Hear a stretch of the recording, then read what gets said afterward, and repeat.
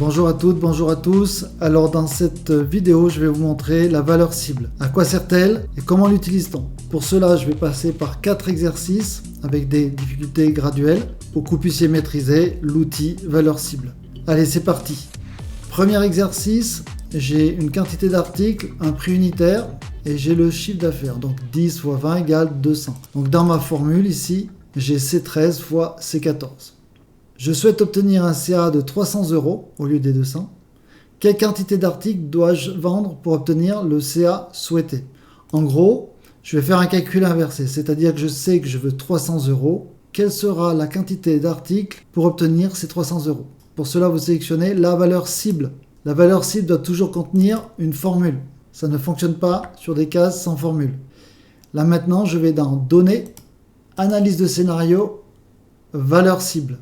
Donc je lui spécifie la cellule à définir. Donc la cellule à définir, c'est ma valeur cible. Donc comme je l'avais sélectionné, automatiquement il m'a mis cellule à définir C15. Valeur à atteindre. Je souhaite atteindre un CA de 300 €. Donc pour cette cellule de valeur cible, quelle valeur je souhaite atteindre? Donc 300. Et quelle cellule je dois modifier? Donc je clique à l'intérieur ici et je clique sur la cellule de ma quantité article, donc C13. Quelle variable doit-il modifier pour obtenir le CA de 300 €? Ma valeur cible. OK. Et il trouve que pour obtenir mon CA de 300 €, à savoir ma valeur cible, il faut que je vende 15 articles à 20 €. Soit je fais OK, il va injecter la valeur 15 au lieu de 10, ou je fais annuler et il ne va pas injecter la valeur et revenir à l'initiale. OK. Exercice numéro 2. Tous les jours, je réalise un certain nombre de kilomètres. J'ai une moyenne kilométrique ici de 24 km pour les valeurs ci-dessus. Il me reste dimanche pour finir ma semaine. Combien dois-je faire de kilomètres le dimanche pour obtenir une moyenne kilométrique de 25? Ma valeur cible sera cette case-là, à savoir F21. Et je repars dans Données, Analyse de scénario, Valeur cible. Ici donc cellule à définir, l'adresse c'est F21. Combien? Donc 25 km. Cellule à modifier, je souhaite modifier cette cellule. Pour obtenir ma moyenne de 25 km, combien dois-je parcourir de kilomètres le dimanche? Et je fais OK. Donc il scanne par des systèmes de boucles et me trouve donc 30 km. Ce dimanche, je devrais parcourir 30 km pour obtenir ma moyenne kilométrique de 25 km. Je fais OK. Exemple numéro 3. Dans l'exemple numéro 3, j'ai des articles qui ont un prix de revient de 100 €.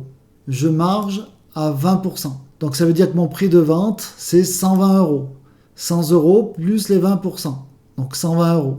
Donc là, j'ai une formule qui me fait mon prix plus mes 20% de mon prix. Dessous, j'ai une TVA, un taux de TVA à 20%. Ici, mon prix TTC est égal à mon prix de vente plus 20% de mon prix de vente. Donc les calculs sont déjà faits. Je souhaite un prix final TTC de 150 €. Quelle marge dois-je appliquer pour obtenir le prix TTC souhaité? En gros, ici, je veux 150 €. Quelle marge devrais-je appliquer à mon prix de revient, sachant que j'ai un taux de TVA à 20%? Je sélectionne ma case, donc ma valeur cible, analyse de scénario, valeur cible. Ma cellule à définir, c'est bien I17. Valeur atteinte, donc la valeur que je souhaite, c'est 150 €. Et cellule à modifier, quel taux de marge devrais-je appliquer pour avoir un prix cible à 150 €? Donc je clique ici sur ma case, I14. Je fais OK. Donc pour obtenir un prix TTC à 150 €, il faut que je marge à 25% sur mon prix de revient à 100 € et sachant que j'ai une TVA à 20%. Je fais OK. Quatrième exercice pour les financiers. J'ai une somme à emprunter de 20 000 €. J'ai un taux d'emprunt à 8% et un nombre d'années de 15. Alors pour ceux qui connaissent la finance, ils utilisent la fonction VPM. En gros, ils utilisent une valeur absolue arrondie de la formule VPM qui prend en compte le taux divisé par 12, le nombre d'années fois 12 et la somme empruntée. Avec cette formule-là, vous trouvez les mensualités à rembourser.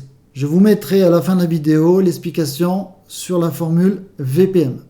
Je peux payer des mensualités de 200 €. Quelle somme puis-je emprunter avec les mensualités souhaitées sur 15 ans et à un taux de 8%?